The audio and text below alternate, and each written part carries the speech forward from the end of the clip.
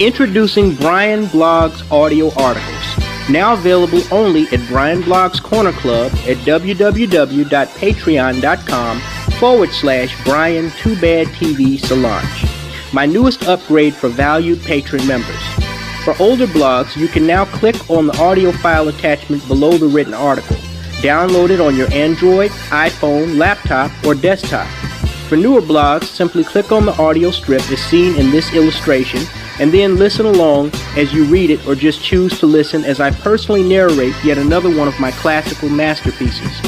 It will be just like listening to my public videos on YouTube, BitChute, and Black Avenger TV, only you will have exclusive access to audible and written material available only to paying patron members. For as little as $7 a month, you can become a member of this important club of like-minded thinking individuals. Get the latest updates on news, stories trending on social media, and cold case files, as well as new revelations on historical events and political issues. With Brian's blog audio articles, you now get twice the content for the same price.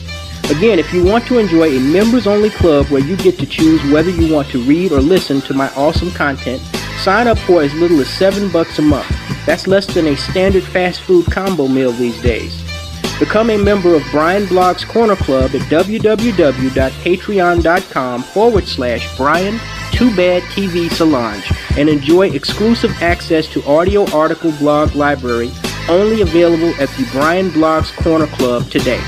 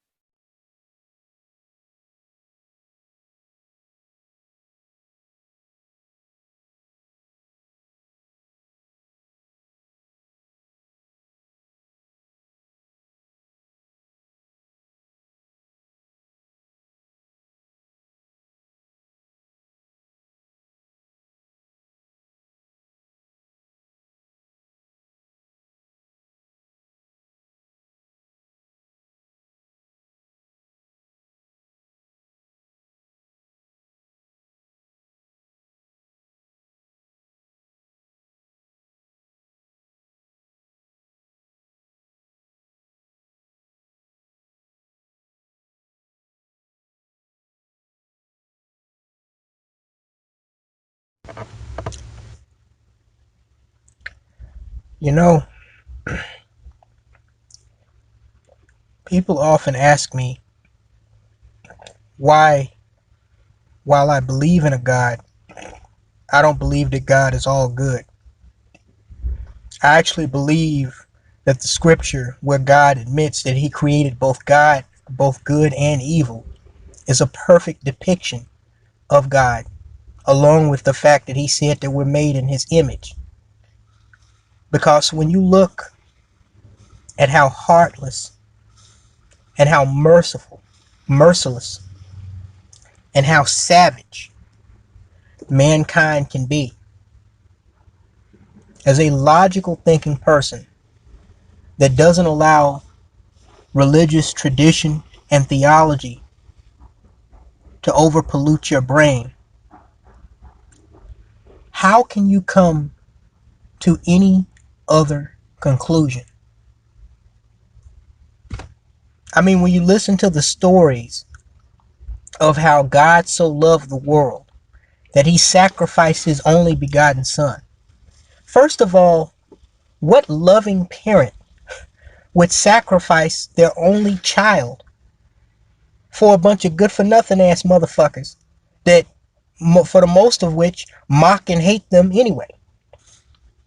Let alone who would allow their child to be tortured, nailed to a cross, bled out in the hot sun with thorns on their fucking head, and then sent to hell. And then even after they're resurrected after being brutally murdered, the very people that this only child was sacrificed for are still allowed to be devoured by a roaring lion called the devil on this earth, roaring to and fro, seeking whom he may destroy. What it sounds like to me is that while I don't call myself an atheist, it sounds to me that God is a bipolar individual. He can be extremely creative, but he can also be extremely evil. See, you cannot come to me and tell me, you can tell me that there's a God. You can tell me that he created the universe. You can tell me that he created all things in nature. You can tell me that he is a brilliant, intelligent creator and inventor. I'll buy all of that.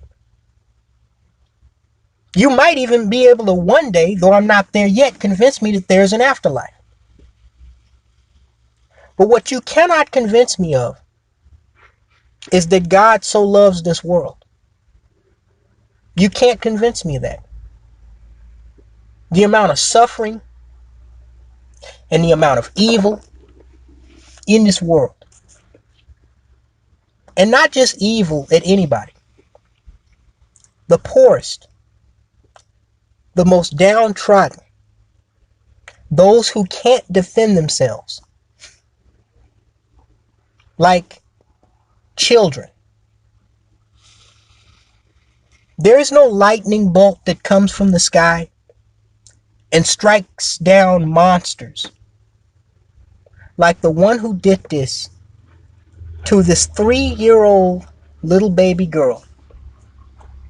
That was his daughter. All because he was mad that his wife was about to win custody of the kid. Now, I've spoken about how black women are also often not the best parents when it comes to between the man and the woman who had the child. But clearly, this is a case where the exception over exceeds the rule. Because when you have a man who, by all accounts,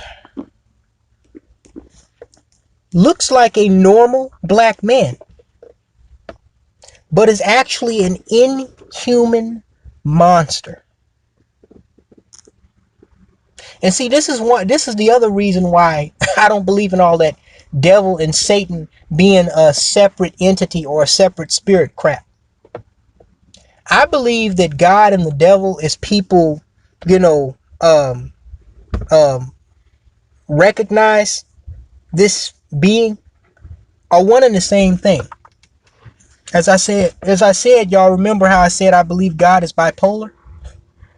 I believe that God and the devil are two sides of the same fucking coin. Which is why, hence, we're made in his image. All of us have good and bad in us and have done good and bad things. Although admittedly, none of us have done anything of this magnitude, of this level of evil. Now, we have seen female mothers, we've seen female parents do all manner of evil things to their children, like Andrea Yates, the white bitch who drowned all 5 of her children in the bathtub while her husband was away at work, and then called him and told him that she murdered his children, like the lunatic black hood rat that they said was mentally ill, I believe in Tennessee, so many years back, that baked her 3 children in her 3 small babies in the microwave or the stove or some crazy shit like that. Like the black African female that burned her children alive because she was angry that her Dutch husband was getting ready to divorce her. So, of course, we know that when it comes to evil, it knows no color, it knows no gender, it knows no nationality, no race, color, creed, nothing. Sexual orientation, nothing. Anyone can be evil. And when we look at these two, on the surface, this picture looks like a poster child example of a happy model black family. But what you have is an evil individual who happens to be a black subhuman male that I will not even bother classifying as a man because he is a monster. Because only a monster, I mean, let's be realistic about this. Fuck who could do this just for a second. Of course, it's terrible, but forget for a second who could do this to a child. Who could do this to anybody? Maybe my worst enemy that killed my entire family, yeah. But then you include that this is a small little child.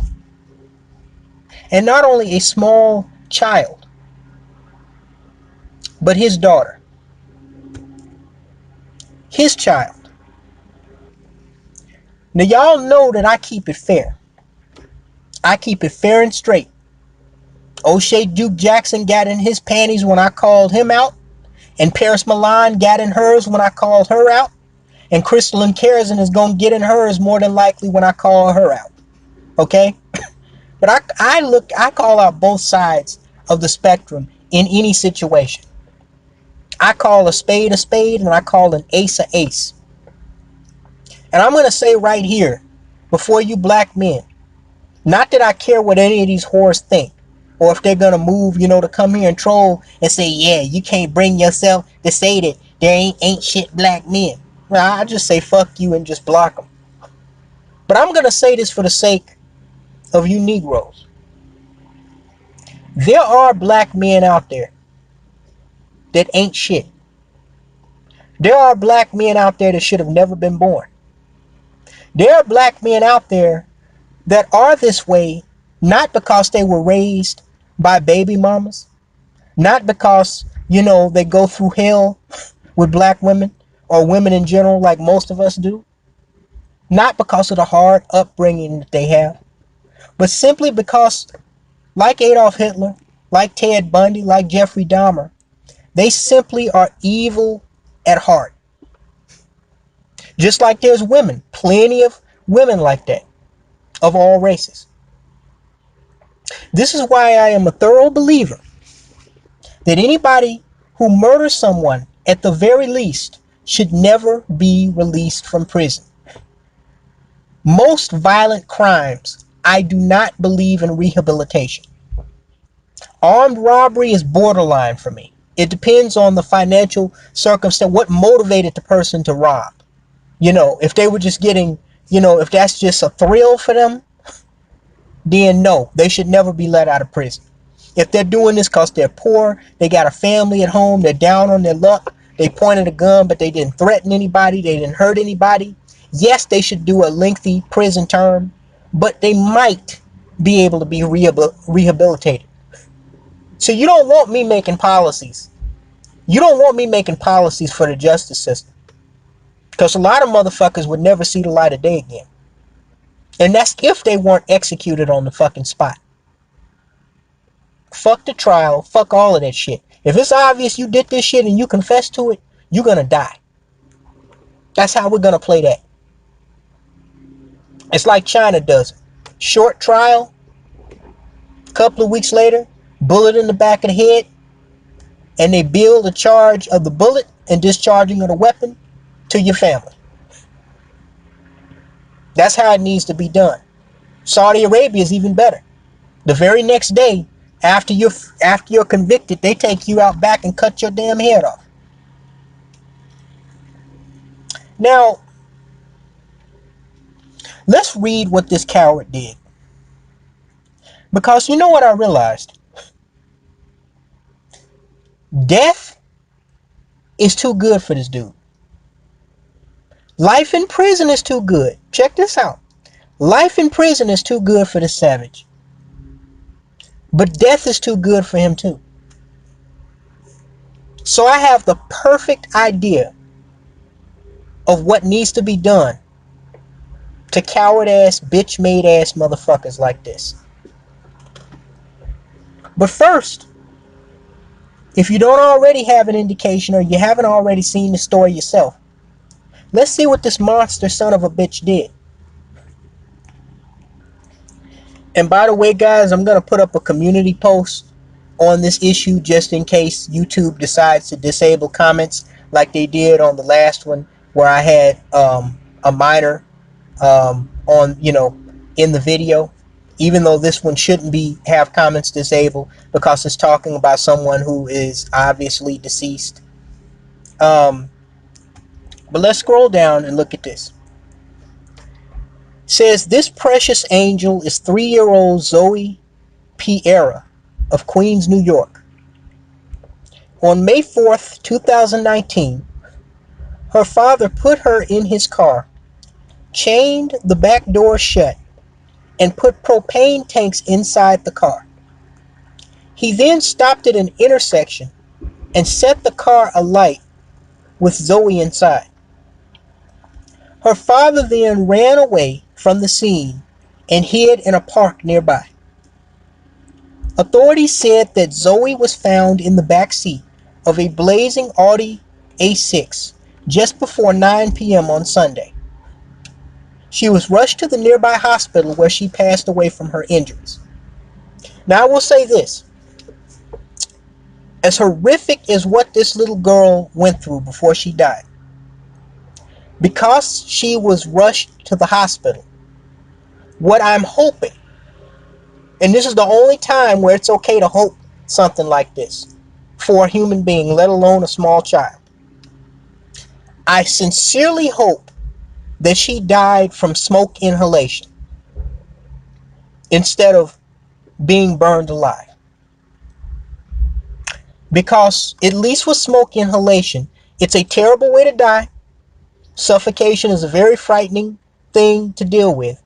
But having been on the receiving end of both, coming near to almost suffocating and being badly burned myself years ago, I know the suffocation by smoke inhalation and just passing out, losing consciousness, would be a lot more merciful of a death than burning alive for anybody,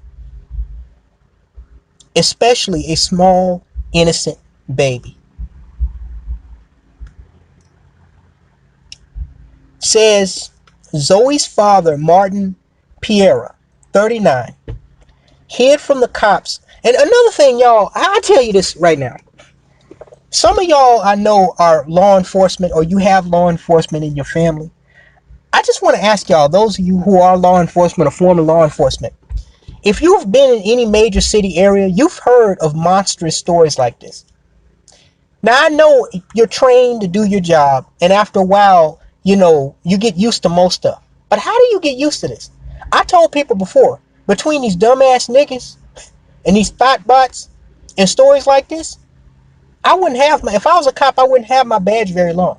I trade in my badge for a jumpsuit, a orange prison jumpsuit, because I would have blown somebody's shit for brains out probably the first week. Like if I was a cop in Chicago, first week some nigga trying me would have been dead. I guarantee it. I wouldn't make it in a career with my mindset. I simply could not make it as a police officer. Placing in handcuffs, taking into custody, reading the rights of someone who burned their own little baby alive. How do you deal with that as a cop? Now I see why they say police officers have their profession is like second only to people in the military for having the highest suicide rates. And I didn't know this until recently, law enforcement has one of the highest turnover rates of any high-level profession, what was considered blue-collar profession. That's crazy. But I see why now.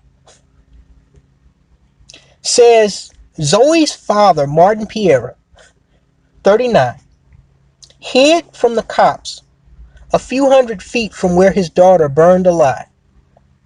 The New York Post reports that the only reason officers found him was that a piece of his clothing was on fire. He was stripped down to his underwear. Zoe's mother and father were said to have been locked in a bitter custody battle over who was going to look after her. Rest peacefully, baby girl. Our sympathies are with her grieving mother and loved ones. Now, of course, there's 822 comments. I think that's a record on Insta Memorials. And it's going to be mostly single baby mamas that are, talking about what a monster of a father this guy is, which he is. Okay. But that, they're going to pretend like we haven't seen black women do satanic shit like this to their children as well. Okay. But let me tell y'all something.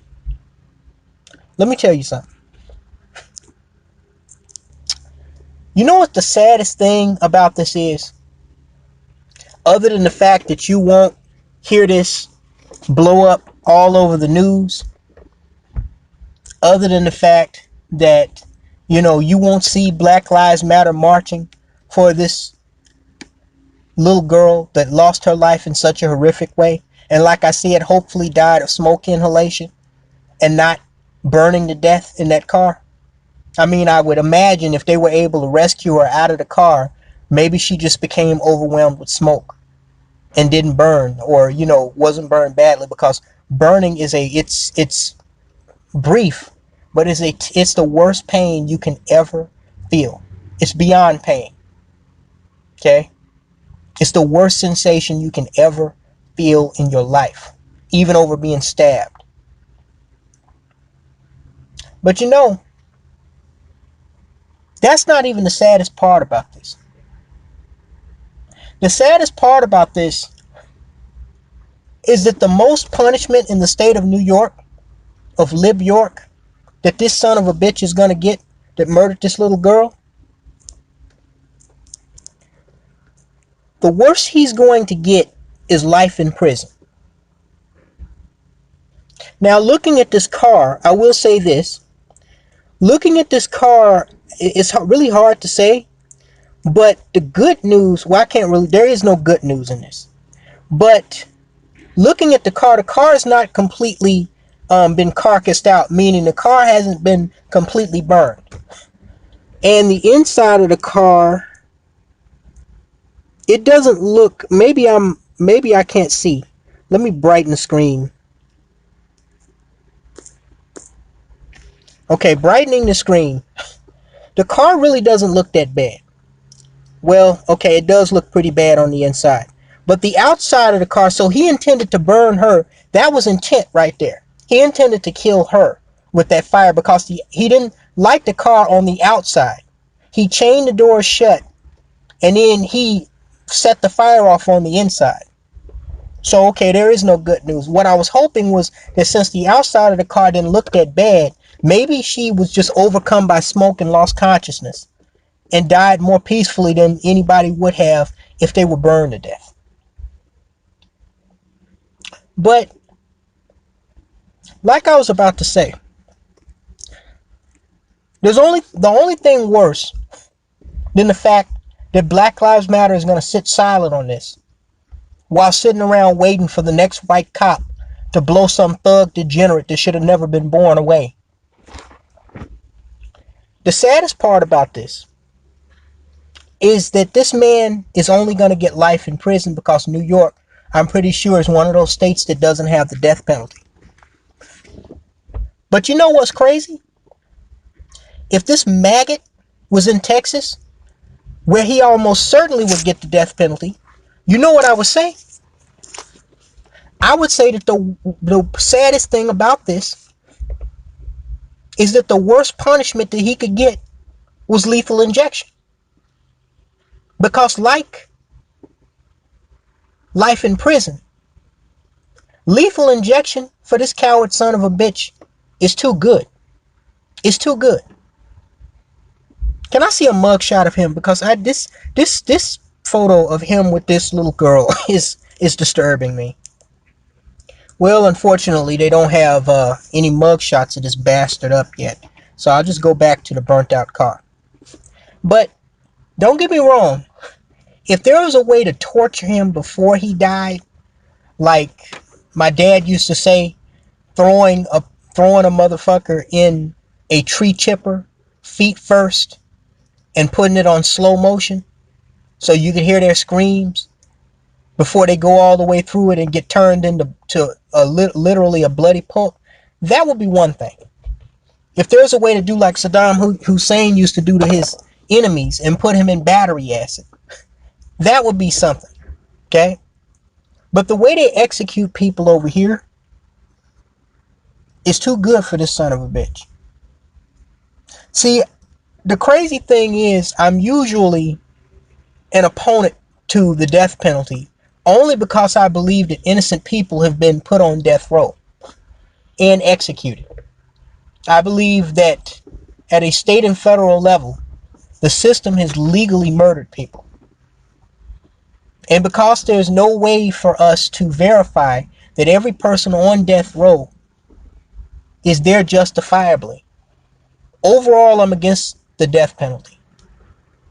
But there are some cases where I make an exception to that rule. And this is one of those exceptions. So I began to think, if the death penalty and the death penalty by lethal injection, or even electric chair would be too good for the son of a bitch. Because from what I hear, electric chair, you lose consciousness almost immediately when that electricity starts to go through your body, from your head to your feet. So that would be too good for him.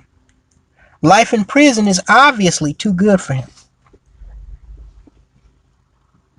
So what could be a proper punishment for a bastard coward, little complex termite maggot like this dude that harmed his own daughter in this way? And that's when I went to Star Wars. So some of you may have recalled that during the early Star Wars series, I believe it was Star Wars 2, this character played by, I believe it was Harrison Ford, don't quote me, called Han Solo. He was encased in this carbonite mold by this fat, like 1,000+ pound alien called Jabba the Hutt for something that he did to piss Jabba the Hutt off. And I guess from what I recall, Star Wars fans forgive me because I only saw the first three, Star Wars, The Empire Strikes Back, and the last Star Wars, The Last Jedi, or whatever the fuck. I haven't watched any of the more recent ones. But Jabba the Hutt was like this gangster alien, that Han Solo, he cut a deal with or something and he didn't follow through on it. And he was encased in this carbonite and put in like a hibernation mode while stuck in this, and he wasn't let out. He wasn't released until Luke Skywalker, RC-3PO, Chewbacca, and friends came to rescue him several years later on this like space alien ship type of deal that later blew up into a million pieces, from what I remember. Okay. Um, and so when I go back and I look at this mold cast, it provided me with the perfect idea for what you could do for a ruthless, merciless, heartless son of a bitch like this guy, this coward, this subhuman animal, this piece of rat vermin filth that murdered his own baby daughter in this way up in New York. Okay? What you do is you take a person and first you have to make a perfect mold outlining of them. But that mold outlining, instead of carbonite, it's going to be in the form of steel or iron, like wrought iron, the same thing that they used to use to build skyscrapers back in the 1920s, 30s, and the beginning of the Industrial Revolution of the early 20th century. Okay, after you take their bodies and you make a perfect cast of them, a perfect metal cast, both front and back. Okay, you take them and you put them in the back cast. You lay them in the back cast, and then you put the front cast on them. Okay, where they are perfectly encased to the point. I mean, I don't even. They don't even.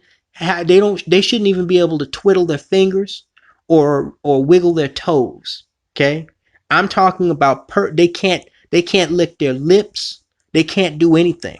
Okay. However, the only thing that I would change different in this situation is I would cut out little eyes and cut out a hole for the nose and for the mouth so that they could breathe and that they could look around, and the family of the victim that they kill could come and hear their fucking screams. Okay. Now, I know for those of you who are claustrophobic, you're probably already shivering in fear and having a panic attack, so I apologize. But for those of you who aren't claustrophobic, meaning of being afraid of small spaces, this is 100 billion times worse than being trapped in a closet, okay, or even in a tiny jail cell. Imagine this is worse than being trapped in a fucking tunnel or like a mine, okay. Imagine you are encased perfectly in a metal mold, and you cannot move, you can't wiggle your toes, you can't twiddle your fingers, you can't even blink, you can't even lick your lips. You can smell, however, you can look around. And to make matters worse, it's not like you're rendered unconscious or you lose consciousness. You are deliberately given medication and you are monitored 24/7 to keep you perfectly healthy, to keep you perfectly conscious and alert the entire time. You are encased in this, and you cannot move one single piece of you. Okay? So you are aware the entire time that you are stuck in this thing, and you are deliberately kept alive for a long time to live or exceed the average life expectancy. Someone encased in that mold for that type of punishment, they would try the goal would be to keep them alive as long as possible, perhaps even exceeding 100 years old.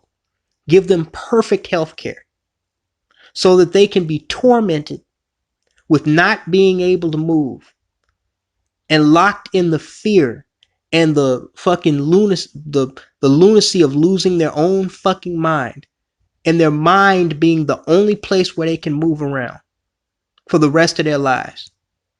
Now, yeah, they would get sleep. They would eventually fall asleep after hours and hours per day of screaming and going insane. But when they woke up the next day, they would still be entrapped perfectly, a perfect outlining front and back of their body. So that the only two things that they could think about was how insane it was, the situation that they were in, where their minds were completely gone with fear of being entrapped, and what they did to get put in there for years and years and years. They would be fed intravenously liquids and foods to keep them alive, and medications. Their heart would be monitored. As a matter of fact, if they got something like cancer or heart disease, you'd render them unconscious, temporarily take them out of the mold, take them to the operating table, and if they could be saved, do heart surgery. Do surgery to remove the cancer. Hell, even give them chemotherapy intravenously, anything to keep that son of a bitch alive, just so they can be tormented with being entrapped in metal, like seen in this photo, for the rest of their fucking lives. A lifetime of being stuck in time. That, I think, would be the perfect punishment for a coward son of a bitch like this. Talk to you later, guys.